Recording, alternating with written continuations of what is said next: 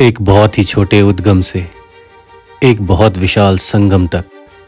यह सफ़र नर्मदा की सबसे बड़ी सहायक नदी का, जो कि अपने 172 किलोमीटर की यात्रा की शुरुआत करती है एक गुमनाम कुंड से, जिसे हमने पहली बार फिल्माया है, और फिर अपना सफ़र समाप्त करती है बांद्रा भान में, जहां यह अपना असीमित जल अर्पित करती है नर्मदा जी को।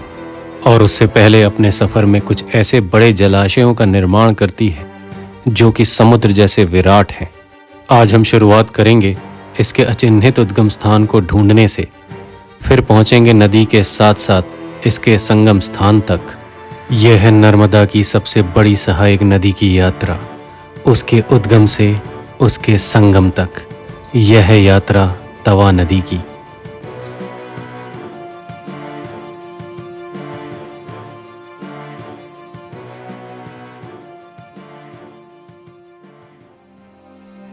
दोस्तों, आज का एपिसोड बहुत खास है। खास इसीलिए क्योंकि आज हम पहली बार आपको एक बहुत ही महत्वपूर्ण नदी की यात्रा दिखाने वाले हैं, उसके उद्गम से लेकर उसके समापन यानी संगम तक। और आज के एपिसोड में आप सबसे पहले हमारे सहभागी बनेंगे नर्मदा की सबसे बड़ी सहायक नदी के उद्गम की खोज में, और फिर हम आपको लेकर चलेंगे तवा और नर्मदा जी के संगम तक। साथ ही अपने 172 किलोमीटर के सफ़र में तवा नदी कुछ ऐसे जलाशयों का निर्माण करती है जिसे देखकर आपको आभास होगा कि क्यों है तवा नदी नर्मदा की सबसे बड़ी सहायक नदी।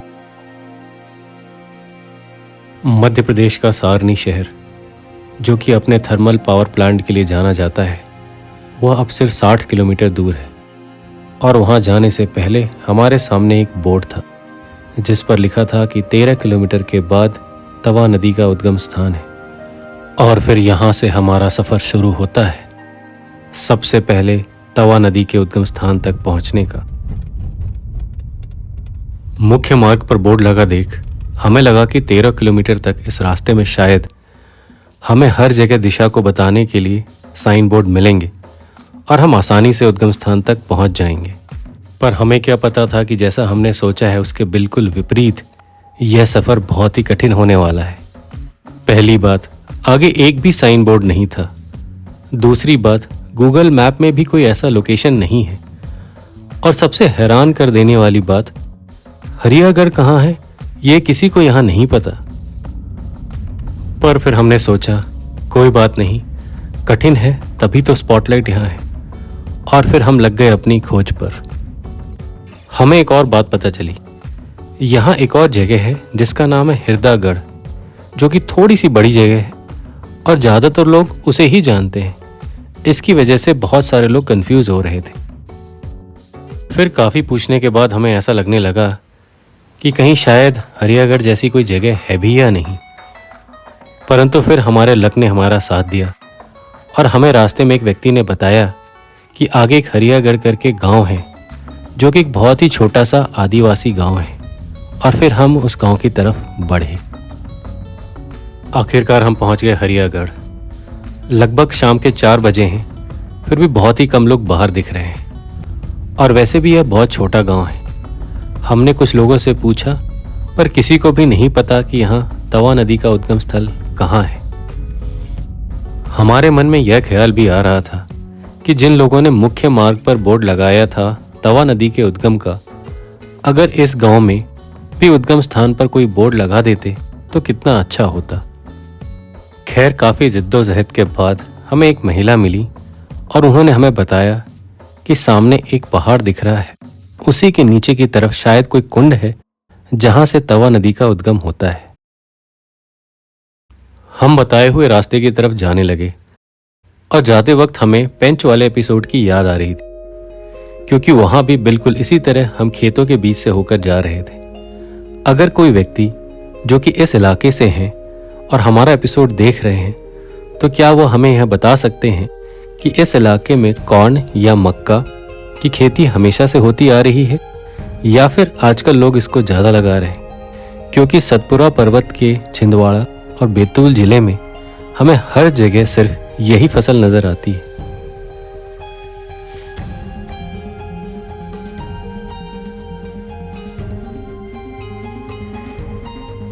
हम आगे इस छोटे से कच्चे रास्ते पर बढ़ते रहे और कुछ ही दूरी पर हमें वह छोटी पहाड़ी नजर आने लगी। और फिर लगभग 200 मीटर चलने के बाद हम उस छोटी सी पहाड़ी के तलहटी पर पहुंच गए, पर सामने फेंसिंग लगी हुई थी।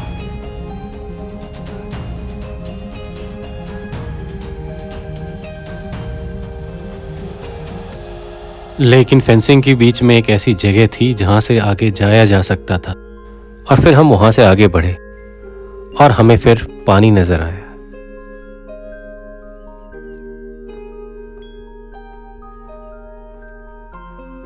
तो दोस्तों, यह है तवा नदी पहली बार आपके सामने। उद्गम स्थान पर पानी को रोकने और बहाव में कमी होने के कारण इसमें कई जगह काई जम गई है।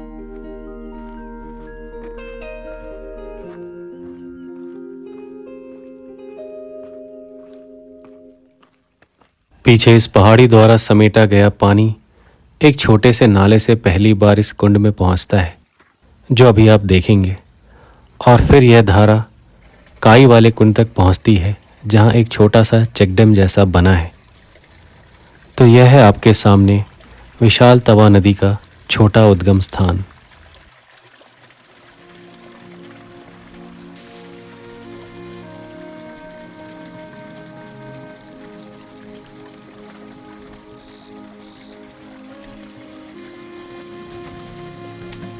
उद्गम स्थल को देखने के बाद हम हरियागढ़ से बाहर निकले। शाम ढलने लगी है और हमने अपना सफर शुरू किया अगले पड़ाव का, जो कि है सारनी।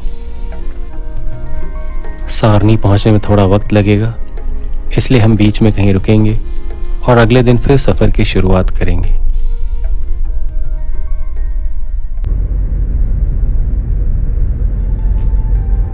स्वागत है आपका अगले दिन में। सारनी जाना इतना महत्वपूर्ण क्यों है? जब तक हम सारनी पहुंचते हैं तब तक मैं आपको बताता हूं। क्योंकि सारनी में ही है सतपुड़ा जलाशय, जहां तवा नदी का पानी और पचमढ़ी की पहाड़ियों से दर्जनों पानी के स्रोतों से जल एकत्रित होता है और वह सतपुड़ा जलाशय का निर्माण करते हैं। और यहीं से तवा नदी एक बड़ी नदी के रूप में बहती है।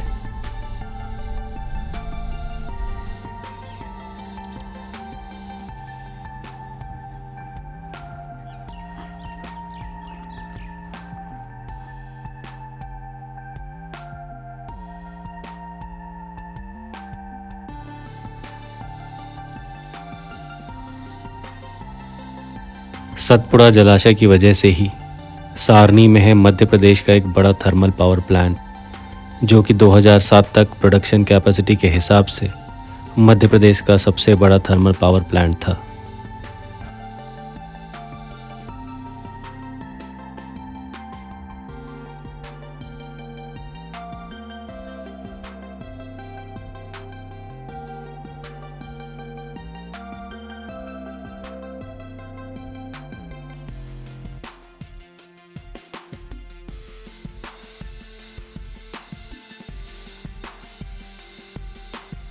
यह जलाशय काफी बड़ा है, पर जिस जलाशय को हम आपको आगे दिखाने वाले हैं वह विशाल है। पर उसके लिए सारनी, जो कि बैतूल जिले में है, उससे हमें नॉर्थ की तरफ नर्मदापुरम जिले में जाना पड़ेगा।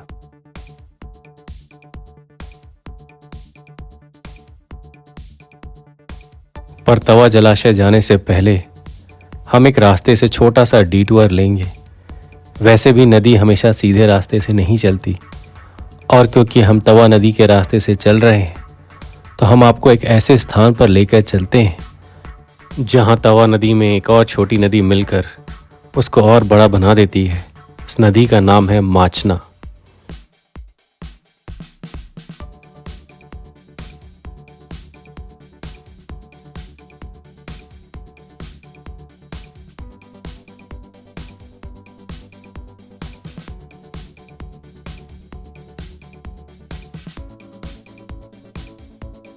तवा नदी का सफर अभी जारी है और तवा नदी के सफर में अब और उसे जल प्रदान करने वाली है माचना नदी, जिसे अभी हम देखने वाले हैं।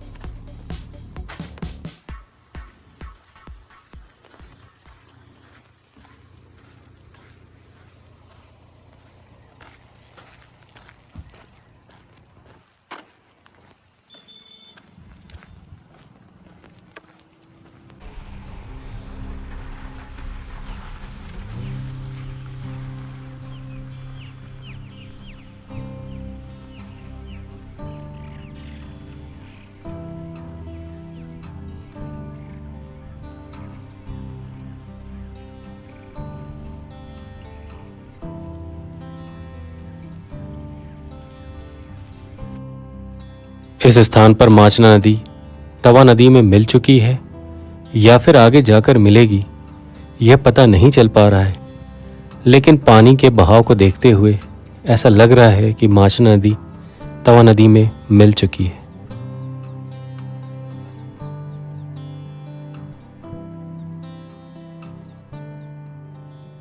अब हम आगे बढ़ेंगे तवा रिजर्वायर या तवा प्रोजेक्ट की तरफ, जो कि मुख्य मार्ग से लगभग 18 किलोमीटर अंदर है रानीपुर की तरफ, और वहां जाने के लिए हमें रिजर्व फॉरेस्ट के रास्ते जाना पड़ता है। ठीक तवा रिजर्वायर के किनारे है एमपी टूरिज्म का एक रिसोर्ट, जहां से आप एक तवा रिजर्वायर का विहंगम दृश्य देख सकते हैं, जो कि हम आपको दिखाते हैं।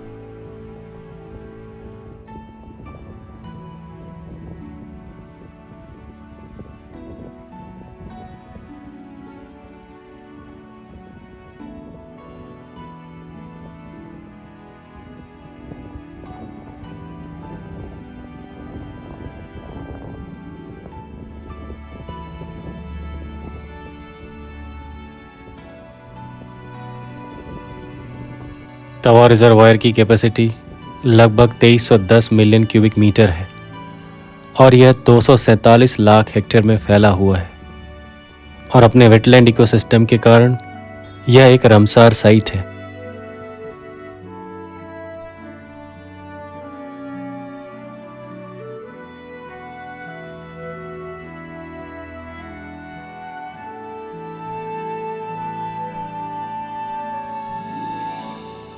पानी का बहुत ज़्यादा डेप्थ और क्वांटिटी होने के कारण यहाँ बहुत सारे वाटर स्पोर्ट्स भी हैं, और यहाँ पर नाव के माध्यम से आप नौका विहार और एक टापू से दूसरे टापू तक भी जा सकते हैं।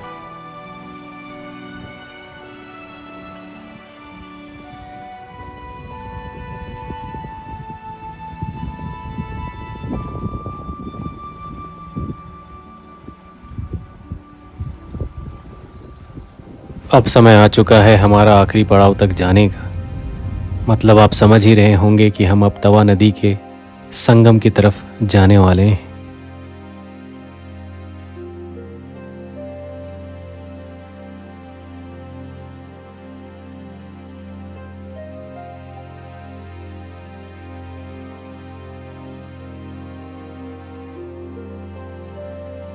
नर्मदापुरम की तरफ जाते समय नर्मदा नदी के ऊपर बने पुल पर हम थोड़ी देर रुके।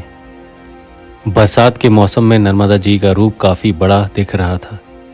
यहाँ हम ये भी सोच रहे थे कि कैसे मानव के कल्याण के लिए प्रकृति नदियों के माध्यम से पानी को पृथ्वी के हर कोने में पहुँचाती है।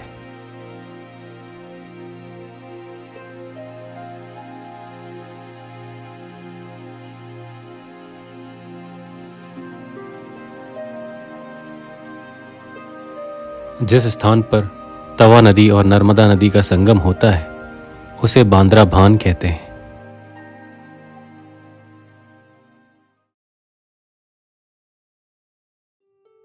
यहाँ बने घाट पर हम गए और नीचे नदी तक पहुंचे, और हमने देखा कि दोनों नदियां उफान पर हैं।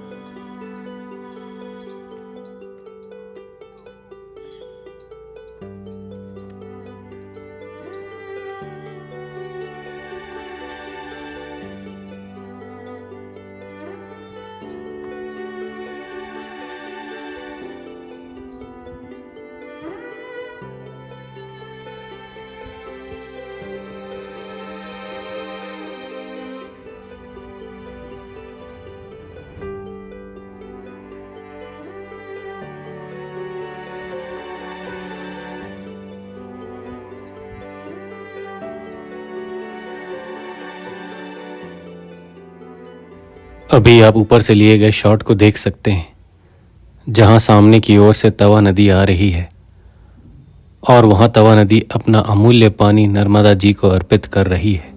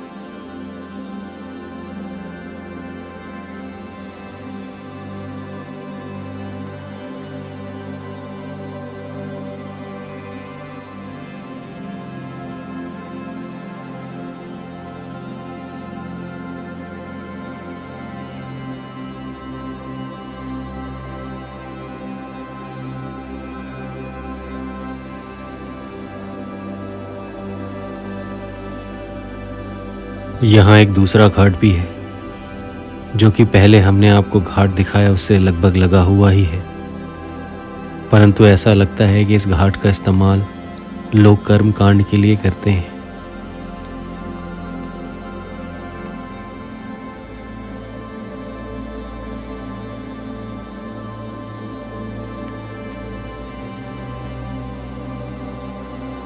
हमने यहाँ देखा कि कुछ परिवार यहाँ अस्थियां विसर्जित कर रहे थे और उसको देखने के बाद जरूर मन में एक ख्याल आता है कि तवा नदी की ही तरह इस नश्वर शरीर का संगम एक दिन जीवन के 5 तत्वों में हो जाएगा।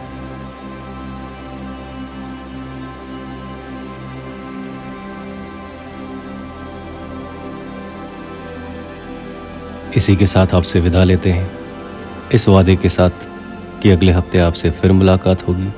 तब तक के लिए नमस्कार।